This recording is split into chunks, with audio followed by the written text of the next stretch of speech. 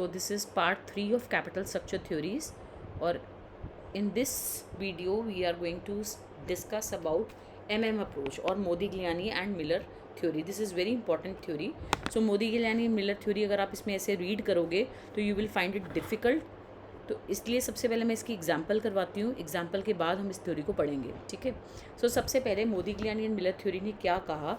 Approach ये कहती है कि कैपिटल स्ट्रक्चर इररिलेवेंट है और कैपिटल स्ट्रक्चर का वैल्यू ऑफ फर्म के ऊपर कोई इम्पैक्ट नहीं होता है। आप जैसा मर्जी कैपिटल स्ट्रक्चर बना लो, कैपिटल स्ट्रक्चर का वैल्यू ऑफ फर्म के ऊपर कोई इम्पैक्ट नहीं होता है, ठीक है। So this is basically this theory is an extension of NOI approach. और NOI अप्रोच भी यही कहती है कि कैपिटल स्ट्रक्चर का वैल्यू ऑफ फर्म के ऊपर capital structure does not affects the value of firm।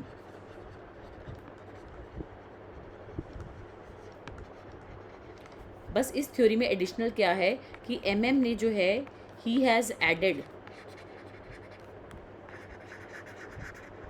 behavioral justification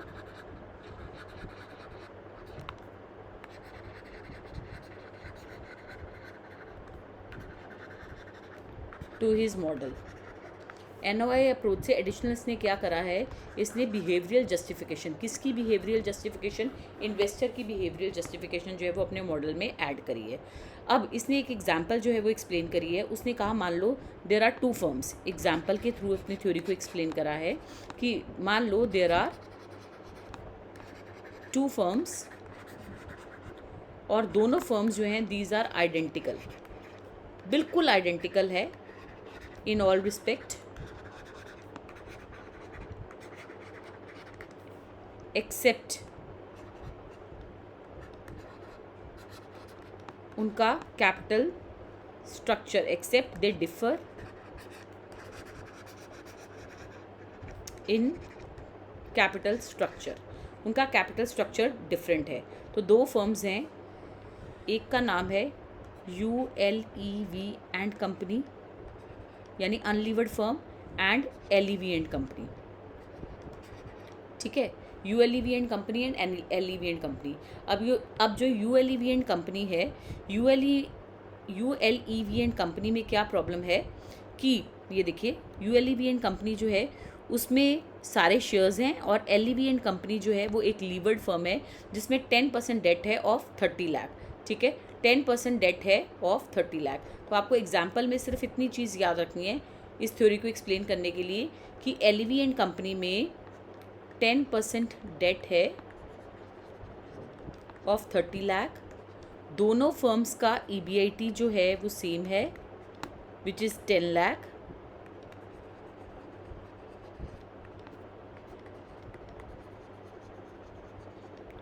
और KE दोनों फर्म्स का 20% है, ठीक है। KE is 20%। तो अब इस थ्योरी को एक्सप्लेन करने के लिए आपको ये एग्जांपल लर्न करनी है। 10% डेट ऑफ 30 लाख, 10 लाख आपने EBIT लेना है और KE 20%। कहते हैं अब सबसे पहले EBIT में से हम क्या पे करेंगे, इंटरेस्ट। इंटरेस्ट इसमें अनलीवर्ड फर्म में नहीं होगा, लीवर्ड फर्म में इंटरेस्ट होगा। 10% debt of 30 lakh means 3 lakh.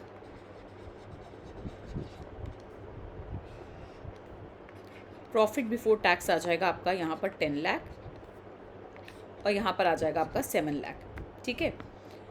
अब टैक्सेस नील हैं तो प्रॉफिट आफ्टर टैक्स मतलब आपको टैक्स माइनस करके दिखाना है तो दिखा दो, नहीं तो PBT ही आपका ये आ जाएगा। सो प्रॉफिट आफ्टर टैक्स इसमें 10 लाख आ जाएगा और इसमें 7 लाख आ जाएगा। यू ऑल नो दैट हम प्रॉफिट आफ्टर टैक्स को KE से डिवाइड करते हैं तो वैल्यू ऑफ इक्विटी आ जाती है। सो वैल्यू ऑफ इक्विटी जो है इसमें 10 लाख डिवाइडेड बाय 0.20 करोगे, 10 lakh divided by 0.20 which is KE, आपकी वैल्यू ऑफ इक्विटी आ जाएगी 50 लाख। इसमें आप करोगे 7 lakh divided by 0.20 PAT upon KE, तो ये आ जाएगी आपकी 35 लाख, ठीक है। अब VE में VD ऐड कर दो, वैल्यू ऑफ डेट। ये अनलीवर्ड फर्म है, इसमें कोई डेट नहीं है आपका, और ये लीवर्ड फर्म है, इसमें डेट है हमारे पास 30 लाख का, ठीक है। सो अब वैल्यू ऑफ फर्म आ जाएगी। इसमें वैल्यू ऑफ फर्म आपकी आ गई 50 लाख, इसमें वैल्यू ऑफ फर्म आपकी आ गई 65 लाख। तो थ्योरी जो है that was an extension of NOI approach, और ये कहती है कि कैपिटल स्ट्रक्चर का वैल्यू ऑफ फर्म पे कोई इम्पैक्ट नहीं होता है।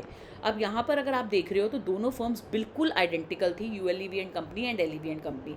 इनमें सिर्फ कैपिटल स्ट्रक्चर का डिफरेंस था। इसमें सारे शेयर्स हैं टोटल कैपिटलाइजेशन में, इसमें 30 लाख का डेट है जो भी टोटल कैपिटलाइजेशन है, ठीक है। सो लेट्स से अगर टोटल कैपिटलाइजेशन इनकी 50 लाख की है, फॉर एग्जांपल, तो ये 50 लाख के 50 लाख शेयर्स हैं, इसमें 30 लाख का डेट होगा, 20 लाख के शेयर्स होंगे, तो कैपिटलाइजेशन भी सेम है, EBIT भी सेम है, KE भी सेम है।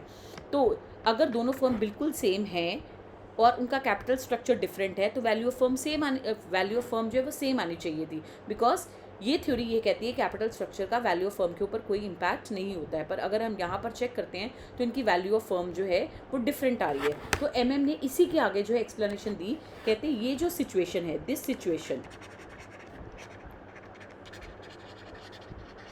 Persist in short run. Long run में क्या होगा, देखो उसने अपनी थ्योरी को एक्सप्लेन करने के लिए कहा कि लॉन्ग रन में आर्बिट्रेज प्रोसेस जो है वो एंट्री ले लेगा। आर्बिट्रेज प्रोसेस का मतलब क्या होता है, buying where the prices are लो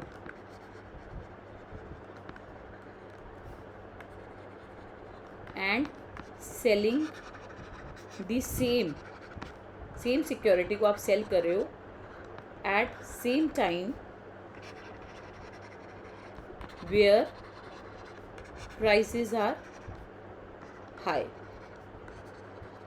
तो कहते आप क्या करोगे, बाय करना लो पे और सेम सिक्योरिटी को सेल कर देना जहां पर प्राइसेस हाई हैं, so that to make profit out of deal.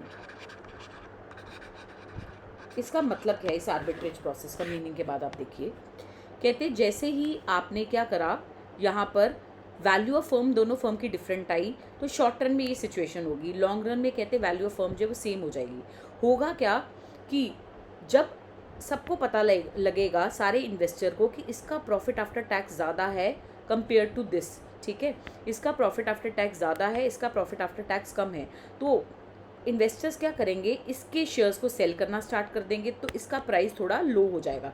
जब आप शेयर्स को सेल करते जाओगे तो इसका प्राइस लॉन्ग रन में क्या हो जाएगा, थोड़ा लो हो जाएगा, और अगर इसके बाय करते जाओगे तो प्राइजेस जो हैं इसके हाई होने शुरू हो जाएंगे। These buying and selling pressures will continue. इसका जो है सेलिंग प्रेशर चलता जाएगा LEV एंड कंपनी का, और ULEV एंड कंपनी का बाइंग प्रेशर बढ़ जाएगा। तो ये सेलिंग एंड बाइंग प्रेशर जो है लॉन्ग रन में क्या होगा, इसकी value of share, value of equity देख रहे हो, गिर जाएगी और इसकी वैल्यू ऑफ इक्विटी बढ़ जाएगी। तो मान लो इसकी कम होके जो है इसकी 10 लाख से कम हो गई, इसकी थोड़ी बढ़ गई, तो हो सकता है लॉन्ग रन में दोनों वैल्यू फर्म्स जो हैं वो इक्वल हो जाएं। तो कहते हैं इसको हम स्टडी करते हैं एक एग्जांपल के साथ, ठीक है, कैसे होता है लॉन्ग रन में ये बाइंग एंड सेलिंग प्रेशर। मान लो कहते हैं आप एक इन्वेस्टर हो आप लोग, और आपके पास you are holding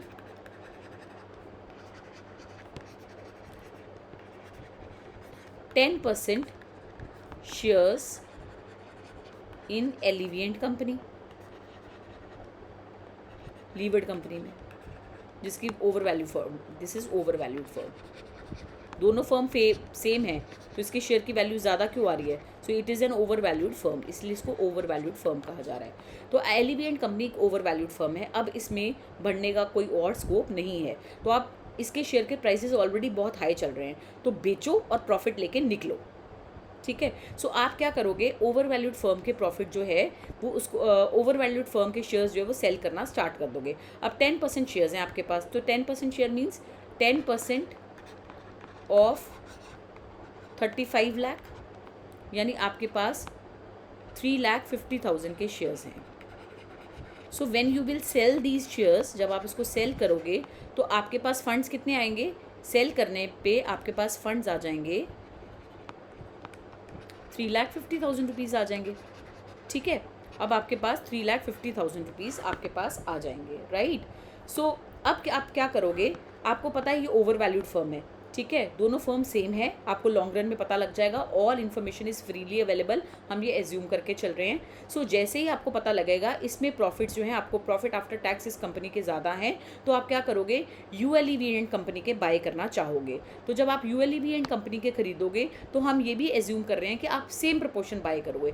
now in order to earn profits you want to buy shares of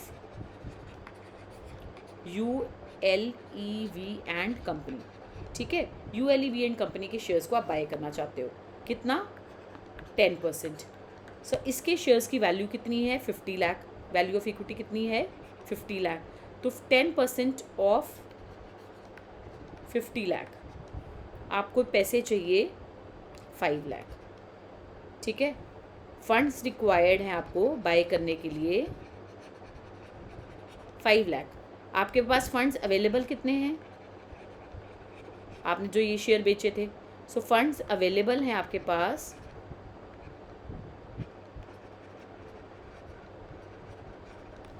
3,50,000।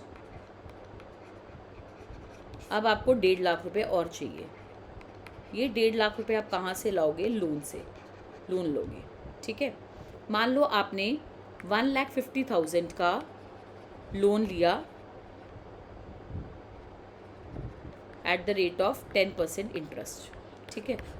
अब आपके पास 1.5 लाख रुपया आ गया, आपके पास 3.5 लाख रुपए यहाँ से थे, आपने 5 लाख रुपए के शेयर्स खरीद लिए यूएलईवी एंड कंपनी के। अब फ़ायदा क्या होगा उससे, प्रॉफिट आपके पास, क्योंकि 10% शेयर्स हैं यूएलईवी एंड कंपनी के, तो आपको 10% प्रॉफिट्स मिलेंगे। प्रॉफिट आपको मिलेंगे 10% इन यूएलईवी एंड कंपनी। तो 10% 10 लाख का 10% प्रॉफिट, क्योंकि 10% शेयर है आपके पास, सो आपको 1 लाख प्रॉफिट मिलेगा यूएलईवी एंड कंपनी से। और हम ऐसे भी कह सकते हैं कि आपके पास, आपने इन्वेस्टमेंट कितनी कर रखी है, 5 लाख की, 5 लाख की इन्वेस्टमेंट है और 20% आपका एक्सपेक्टेड रेट ऑफ रिटर्न है, तो 5 लाख का 20% कितना होता है, 1 लाख। जिस मर्जी तरीके से investment into rate of return करोगे तो आपका वो भी आ जाएगा कि इतना रेट ऑफ रिटर्न आपको मिल रहा है। 5 लाख आपने इन्वेस्ट करा है, आपका expected rate of return equity share holders का कितना है, 20%, तो 1 लाख आ जाएगा। या सीधा आप ये कह लो, आपकी फर्म में टोटल इन्वेस्टमेंट है 10% की और फर्म के टोटल प्रॉफिट्स है 10 लाख, तो 10 लाख का 10% शेयर आपको मिलेगा, क्योंकि आपके पास 10% इक्विटी शेयर्स है। अब इसी तरह से प्रॉफिट इन यूएलईवी एंड कंपनी, और एलईवी एंड कंपनी में आपको कितने मिल रहे थे, एलईवी एंड कंपनी में आपको प्रॉफिट कितना हो रहा था, 10% ऑफ 7 लाख, क्योंकि आपके पास एलईवी एंड कंपनी के शेयर्स कितने थे, 10%, तो 10% ऑफ 7 लाख आपको 70,000 का प्रॉफिट हो रहा था। Is that clear. और इस तरीके से भी कैलकुलेट कर सकते हो कि आपके पास 3.5 लाख रुपए की एलईवी एंड कंपनी में इन्वेस्टमेंट थी और आपका एक्सपेक्टेड रेट ऑफ रिटर्न था 20%, तो भी आप करके देख लो, 0.20 इंटू 3.5 लाख 70,000 आ जाएगा आपका, ठीक है। अब ये आपको मिल रहा था, यानी 30,000 का एक्स्ट्रा प्रॉफिट हो रहा है आपको, एडिशनल प्रॉफिट हो रहा है यहाँ पर इन्वेस्टमेंट करने के बाद, एडिशनल प्रॉफिट। लेकिन आपने ये 1.5 लाख का लोन लिया है इसमें शेयर्स खरीदने के लिए, और उस पर 10% इंटरेस्ट भी देना है आपको, तो 1.5 लाख का 10% कितना हो गया आपका, 15,000 आपने इंटरेस्ट पे कर दिया। कोई बात नहीं, हम वो भी पे कर देते हैं इस 30,000 में से, तब भी आपको 15,000 का एक्स्ट्रा प्रॉफिट हो रहा है, नेट सेविंग है, सॉरी दिस इज़ 15,000,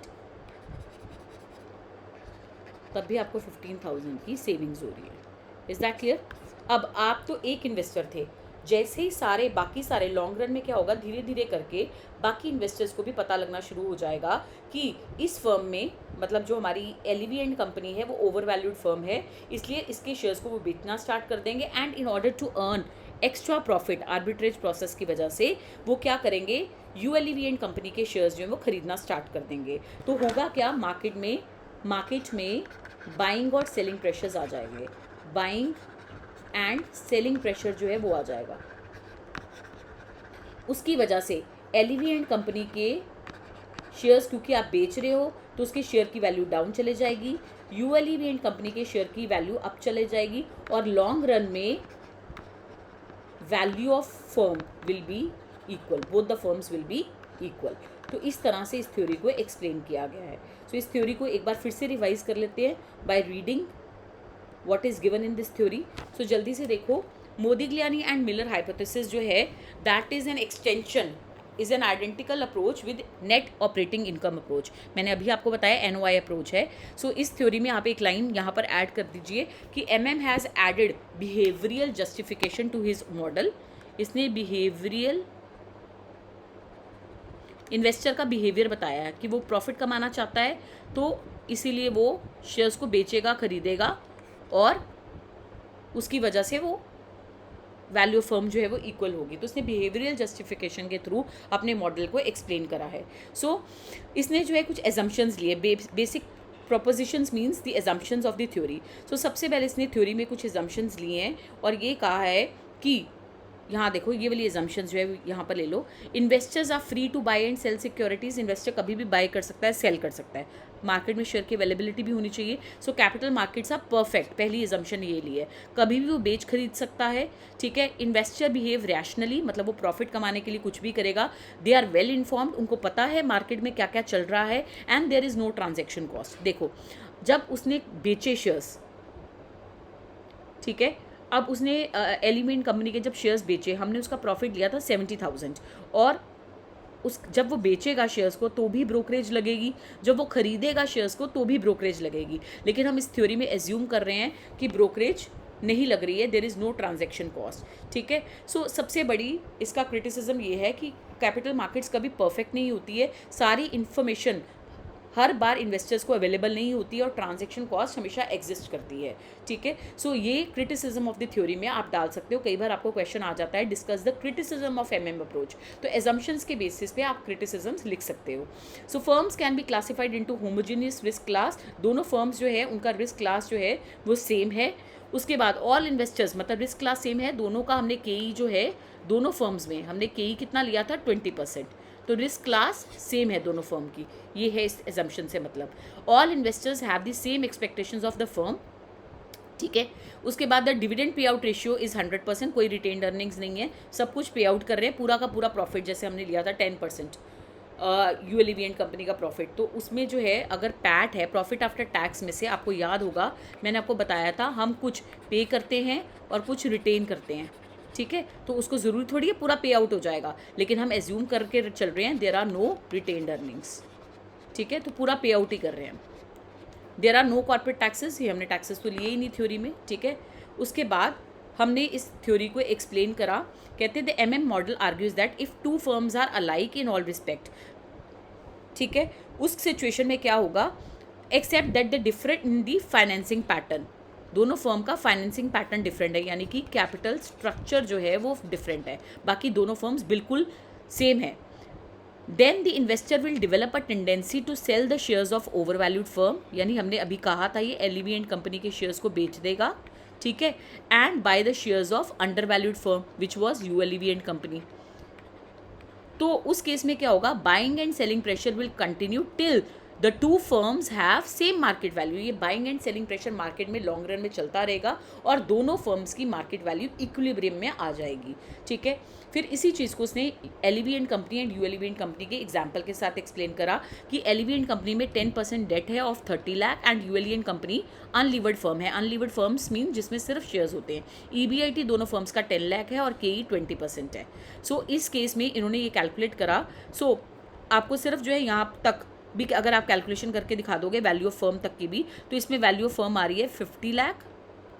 ये देखिए यहाँ ना थोड़ा सा शिफ्ट हो गया। सो इसकी 50 लाख आ रही है वैल्यू ऑफ फर्म और इसकी आ रही है 65 लाख, 30 + 35, ठीक है, ये यहाँ लिखा गया गलती से। सो दोनों फर्म्स की वैल्यू ऑफ फर्म जो है वो डिफरेंट है। अब देखिए आगे क्या लिखा है, though both the firms have EBIT still the levered firm has lower KO चाहे डिफरेंट है and higher value as against the unlevered firm, value of firm इसकी ज़्यादा है। MM argues that this position can not exist for long and there will be equality in the value of two firms through arbitrage process. अब उसने arbitrage process को explain करा है. Arbitrage process का मतलब क्या होता है? Buying by a speculator in one market and selling the same at the same time in some other market. ठीक है, तो ये प्रॉफिट कमाने के चक्कर में ऐसा करेगा. उसको बस इतना मीनिंग लिखने के बाद आप सीधा एग्जाम्पल पे आ जाइए कि मान लो आप एक इन्वेस्टर हो, आपके पास 10% इक्विटी शेयर्स है एलिविएंट कंपनी के, यानी कि 10% ऑफ 35 लाख. आपके पास टोटल शेयर्स हैं 3,50,000 के और आपको प्रॉफिट मिल रहा है. You are entitled to profit of 70,000. ठीक है, आपको 70,000 10% प्रॉफिट मिल रहा है पर एनम. ये कुछ इसमें स्पेलिंग एरर्स है. सो ये 10% किस हिसाब से? 20% आपका रेट ऑफ रिटर्न है. 3.5 लाख का 20% 70,000 हो गया. या 7 लाख का 10% आप कैलकुलेट कर लीजिए, या तो आप 7 लाख का 10% ले लीजिए बिकॉज आपकी 10% होल्डिंग्स हैं, तो 10% वो भी 70,000 आ जाएगा आपका. या फिर और आपको मैंने बताया कि आपके पास 3.5 लाख रुपए के शेयर्स हैं इस कंपनी के और 20% आपका एक्सपेक्टेड रेट ऑफ रिटर्न है, तो भी 70,000 आ जाएगा. अब आप क्या करना चाहते हो? आप एलिविएंट कंपनी ओवर वैल्यूड फर्म है ऑलरेडी, तो आप क्या करोगे? इसके शेयर्स को बेचोगे. जब इसके शेयर्स को बेचोगे तो आपके पास फंड्स आएंगे सिर्फ 3.5 लाख रुपए के. अब यू वांट टू बाय यूएलिएंट कंपनी के शेयर्स खरीदना चाहते हो जिसके लिए आपको 5 लाख चाहिए. तो इस 5 लाख के शेयर्स को खरीदने के लिए आप क्या करोगे? 1.5 लाख रुपए का लोन लोगे. एज पर माई एग्जाम्पल 1,50,000 का लोन लोगे. जब आप 1,50,000 का लोन लोगे at the rate of 10% interest, तो आपके पास 5 लाख रुपए आ जाएंगे टोटल. ठीक है, आपके पास 5 लाख रुपीज़ फंड्स आ जाएंगे. 1.5 लाख ये और 3.5 लाख ये. 3,50,000 के आपने शेयर्स बेचे थे प्लस 1,50,000 आपने लोन ले लिया. ठीक है, अब 5 लाख रुपए से आप क्या करोगे? आप 5 लाख रुपीज़ से शेयर खरीद लोगे. ठीक है, 10%. अब उससे क्या होगा? आपको प्रॉफिट मिल जाएगा 1 लाख का प्रॉफिट मिल जाएगा और इसमें से आप इंटरेस्ट पे कर दोगे 15,000 का. हमने लोन 1.5 लाख का लिया है हमारे एग्जाम्पल के अकॉर्डिंगली. 10% 1.5 लाख पे इंटरेस्ट पे कर दोगे 15,000, तो आपको प्रॉफिट कितना हो रहा है इसमें? 85,000 का. जबकि आपको एलिविएंट कंपनी में 70,000 का प्रॉफिट हो रहा था. एडिशनल प्रॉफिट आपका 15,000 रुपये का स्टिल आपको प्रॉफिट हो रहा है. सो दैट मीन्स आपने जो है लीवरेज क्रिएट करी है, होममेड लीवरेज. ठीक है, सो सबसे पहले यहाँ पर हमने ये कहा कि इस वजह से क्या होगा, बाकी इन्वेस्टर्स जो है जब उनको पता लगेगा कि आपको जो है एलिविएंट कंपनी में ज़्यादा प्रॉफिट हो यू एलिविएंट कंपनी में ज़्यादा प्रॉफिट हो रहा है, तो वो भी क्या करेंगे? अपने एलिविएंट कंपनी के शेयर्स को सेल करना स्टार्ट कर देंगे और यू एलिविएंट कंपनी के शेयर्स को बाय करना स्टार्ट कर देंगे. बाइंग एंड सेलिंग प्रेशर हो जाएगा मार्केट में and ultimately both the firms will have same value in long run. तो एमएम ने अपनी थ्योरी को इस तरह से एक्सप्लेन करा है. इस थ्योरी में एक और एजम्पशन है, उसको याद रखना. एजम्पशन वो ये कहती है कि कॉर्पोरेट लीवरेज, ये लैंग्वेज यूज़ करी होगी बुक में, corporate leverage and personal leverage are perfect substitute. ये भी एजम्पशन है, जबकि ये कभी भी नहीं होता है. कभी भी परफेक्ट सब्स्टिट्यूट्स नहीं होते हैं. कॉर्पोरेट लीवरेज मतलब कॉर्पोरेट पे डेट आपने लिया था, जब आपने डिबेंचर्स पे 30 लाख का डेट फर्म में दिखाया था एलिविएंट कंपनी में, तो उस पर रेट ऑफ इंटरेस्ट था 10%. आपने लोन लिया, उस पर भी 10% लिया.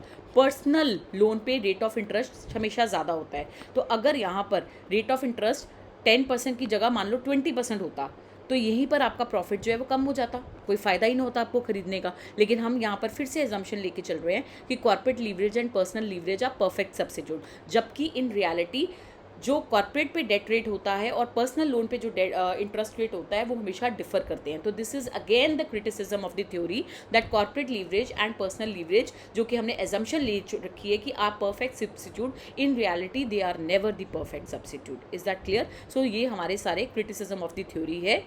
सो जो एजम्पशंस हैं उनको क्रिटिसिज्म में डाल दो. ट्रांजैक्शन कॉस्ट ऑलवेज एग्जिस्ट करती है. कॉर्पोरेट लीवरेज और पर्सनल लीवरेज, इन्होंने वर्ड होममेड लीवरेज यूज़ करा है, they are never the perfect substitutes. ठीक है, टैक्सेस हमेशा एग्जिस्ट करते हैं. सो ट्रांजैक्शन कॉस्ट कभी नील नहीं होती है. सो ये सारी एजम्पशंस आप एमएम थ्योरी में दे सकते हो. ठीक है, सो विद कॉर्पोरेट टैक्सेस हम नहीं कर रहे. Thank you so much. So with this I would like to end my video. Thank you everyone. So this is the end of this chapter.